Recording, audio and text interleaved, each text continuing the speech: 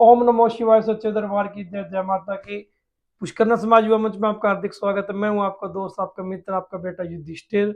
और आप हमें जो है फेसबुक, इंस्टा और यूट्यूब पर देख रहे हैं। हम लोगों ने अपने जीवन विकास के लिए शुरू की है कुछ अच्छी जो है नॉलेजेबल कथाएं जो है वो हमने अपने जीवन के विकास के लिए शुरू की हैं।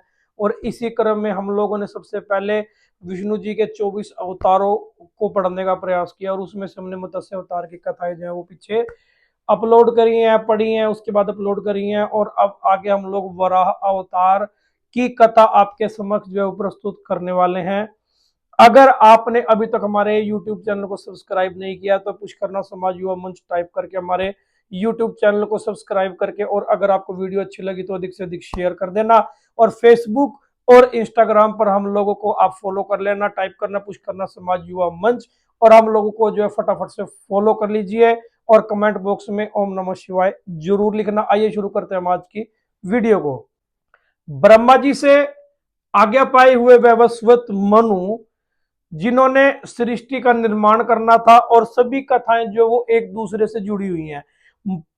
मत्स्य अवतार के अंदर क्या बात आती है कि उसमें भगवान विष्णु ने वैवस्वत मनु को, चाहे वो सत्यव्रत जी थे या कोई और थे, उनको तीनों कथाओं के अंदर नाम अलग अलग है, उन्हें आदेश दिया कि मैं आपके लिए एक नाव भेजूंगा और उस नाव के अंदर आप लोग सभी के सूक्ष्म शरीर लेकर और जड़ी बूटियां लेकर उसके अंदर सवार हो जाना। भगवान विष्णु ने आदेश दिया, लेकिन जब वो प्रलय काल समाप्त हुआ, पृथ्वी जो थी वो जल में डूब गई थी, रसातल के अंदर पृथ्वी पहुंच गई थी। तब मनु ने, वैवस्वत मनु ने, स्वयंभू मनु ने तब के समय में ब्रह्मा जी से आदेश करा कि ये जो सूक्ष्म शरीर है और ये जो जड़ी बूटियां है और हम सबके रहने का क्या इंतजाम प्रभु आपने किया है, कुछ ना कुछ इंतजाम करो।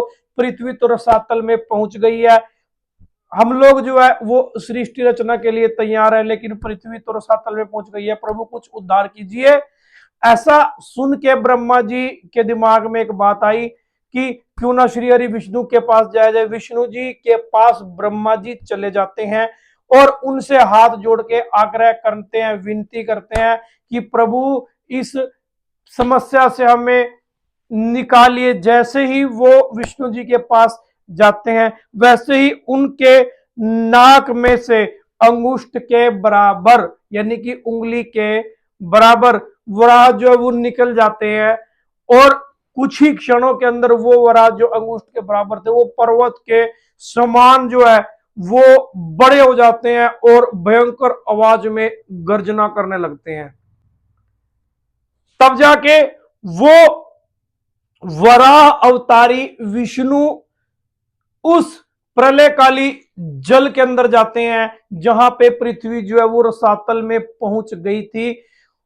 उनका अगर हम आपके आगे परिचय करेंगे तो बड़े बड़े नाखून हैं, बड़े बड़े दाढ़े हैं, और नाखून ऐसे हैं जैसे तीर के समान नुकीले।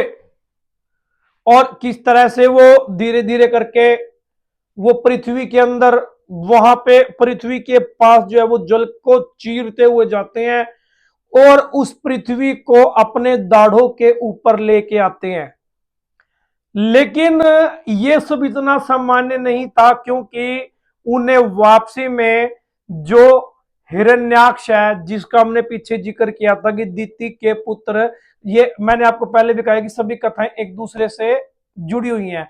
तो दिति के पुत्र जो हिरण्याक्ष थे, हिरण्याक्ष उनके ऊपर हमला करते हैं। वो नहीं चाहते कि पृथ्वी जो है वो जल से बाहर आए। कभी भी राक्षस ये नहीं चाहते कि सात्विकता का निर्माण हो। कभी भी जो गलत प्रवृत्ति जो है, राक्षसी प्रवृत्ति, ये नहीं चाहेगी कि उजाला हो।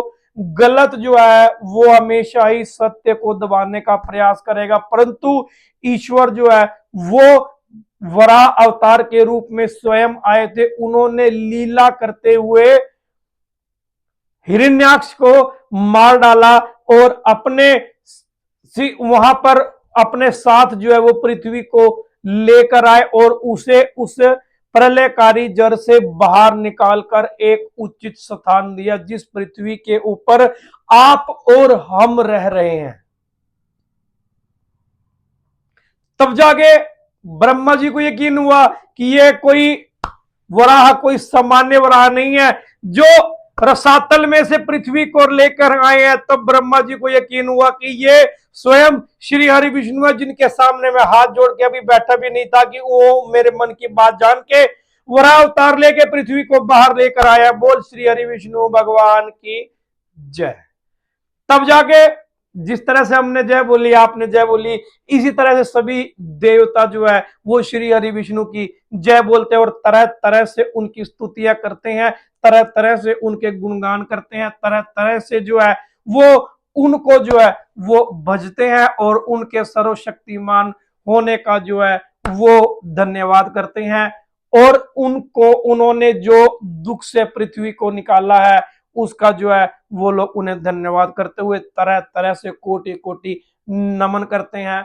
और हम भी आपको प्रणाम करते हुए ये कहते हैं कि वो भाव से भरी होती है और इस भाव से भरी हुई कथा के अंदर अगर हमने आपको बोलने में किसी प्रकार की कोई गलती कमी रह गई हो तो इससे आप लोग सात्विकता से लेते हुए हमारी गलतियों को क्षमा करते हुए हमें आगे और अच्छे प्रयास मिले, हमें आगे बहुत और अच्छी तरह से कथाएं करने का सौभाग्य प्राप्त हो, ऐसा आशीर्वाद आप देते हुए हमें सब्सक्राइब, फॉलो, कमेंट, शेयर दबा के करिए ताकि हम लोग और अधिक उत्साह के साथ आगे आए और आप लोगों के आशीर्वाद से हम लोग कुछ अच्छा करने का प्रयास करें।